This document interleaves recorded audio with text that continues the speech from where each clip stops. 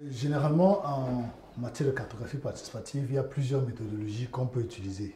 Et tout dépend, comme je l'ai dit tantôt, du problème que la communauté rencontre, du problème que la communauté veut chercher à résoudre en utilisant ces méthodologies, mais aussi du contexte du contexte physique dans lequel la communauté se trouve, c'est-à-dire que est-ce qu'il y a des collines, est-ce que c'est juste des plaines, mais aussi des moyens financiers que la communauté et le projet disposent. L'autre élément, c'est est-ce que la méthodologie renforce la communauté ou bien ça l'exclut. Donc ça, c'est un autre élément qui parfois est négligé. Et ça doit être vraiment pris en considération. Est-ce que la méthodologie, à la fin, à un certain moment dans le processus, la communauté va pouvoir vraiment avoir le contrôle sur la méthodologie? Une carte au sol, c'est une carte qui est faite sur du sol, comme son nom l'indique, à terre, et qui est faite en utilisant soit les doigts ou un morceau de bois pour tracer, ou alors on utilise des éléments de la nature, ça peut être des feuilles, ça peut être des fruits, ça peut être des branches, pour indiquer les éléments de la carte que l'on veut dessiner sur le sol. Donc, le gros avantage de la carte au sol, c'est que déjà, ça permet que tous les membres de la communauté puissent participer à sa production. Et puis, ça permet qu'on ne soit pas lettré pour pouvoir participer. Donc, ça peut se faire en langue locale et les gens tracent ou bien utilisent les choses de la nature pour indiquer les éléments de leur carte sur du sol. Et l'autre avantage que l'on a par rapport à la carte au sol, c'est que la carte au sol permet que on puisse le changer. On peut faire la carte au sol plusieurs fois et introduire des informations. Peut-être les gens ne sont pas dans les gens peuvent discuter. Les gens discutent beaucoup autour de la carte au sol pour avoir la carte définitive. Les inconvénients que l'on a pour la carte au sol, c'est que si par exemple on commence une carte au sol et que la pluie commence à tomber, c'est foutu. Il faudra recommencer. Donc ça prend beaucoup de temps. Et l'autre inconvénient, c'est qu'on ne peut pas le discuter avec les gens de l'extérieur. Et le dernier inconvénient, qui est souvent l'inconvénient le plus fort, c'est que l'élément de précision n'est pas, on ne peut pas, les distances, les superficies, tout ça sont souvent fonction de l'imaginaire des communautés. Donc ça ne tient pas compte souvent de la réalité. Donc c'est difficile. Si par exemple on veut utiliser ces cartes pour des problèmes de limites et autres, ce n'est pas le bon outil qu'il faut. Ça peut être pour initier les discussions, mais ensuite il faudra les autres approches.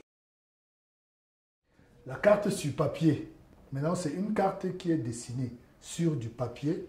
On peut partir de la carte au sol et transférer sur du papier.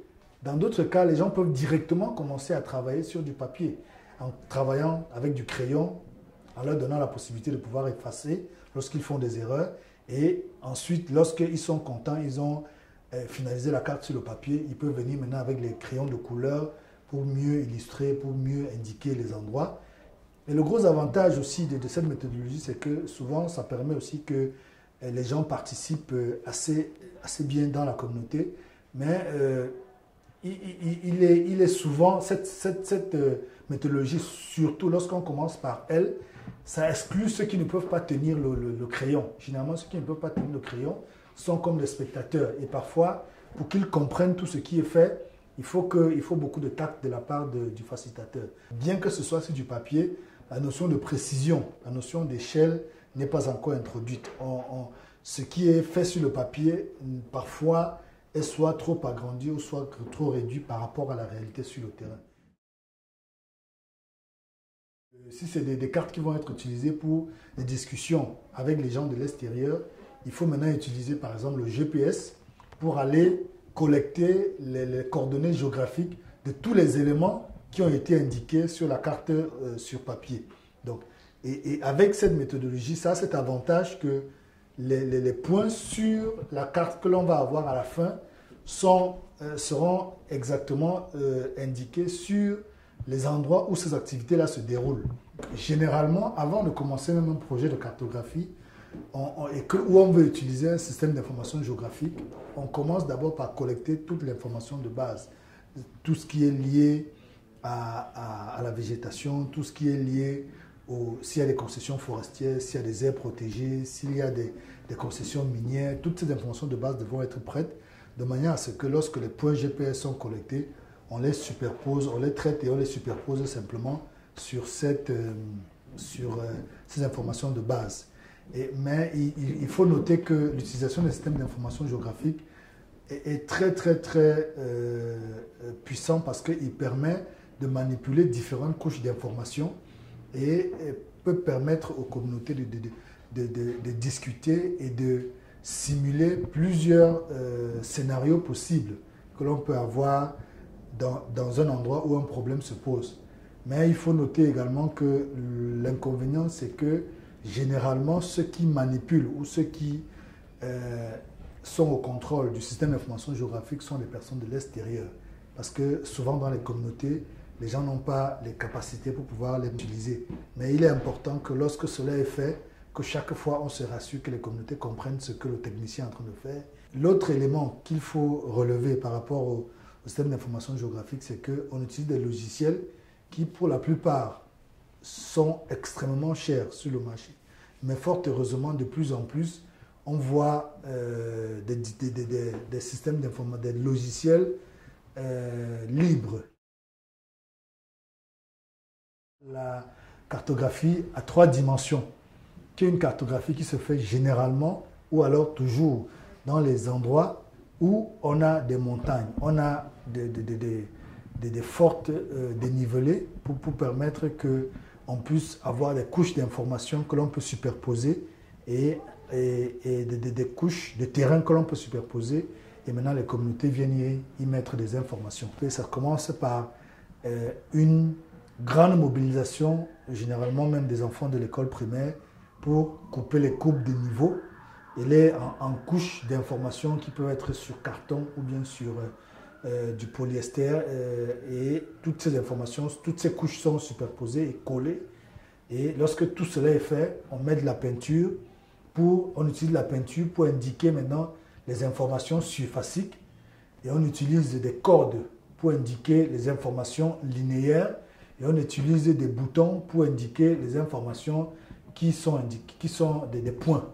Donc les avantages du modèle 3D, c'est que ça permet à la communauté ou aux personnes qui travaillent sur le modèle d'avoir une vue générale de leur espace, un peu comme à vol d'oiseau.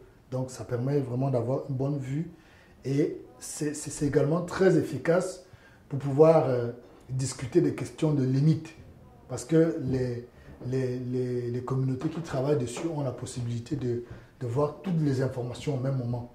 Donc ça permet aux gens de discuter facilement sur des questions de limites, sur des questions de zones conflictuelles. Les personnes même qui sont illettrées ont cette possibilité en utilisant les boutons ou bien les cordes ou la peinture, ils arrivent à mettre l'information sur le modèle. Généralement, le modèle est monté par des jeunes qui parfois ne connaissent pas l'information générale qu'il y a dans leur espace. Et maintenant, lorsque les aînés ou les personnes âgées de la communauté viennent mettre l'information sur la carte, il y a cette transmission d'informations entre l'ancienne génération et les jeunes générations qui se fait assez aisément lorsqu'on fait un modèle 3D. Donc, c'est également un très gros avantage du modèle 3D. L'inconvénient majeur que nous avons dans le modèle 3D, c'est que le modèle 3D ne se fait que dans les régions où on a de fortes variations de relief. Donc, où on a des collines avec des différences de niveau assez importantes. L'autre type de cartographie qu'on fait aussi, c'est la cartographie sur Internet.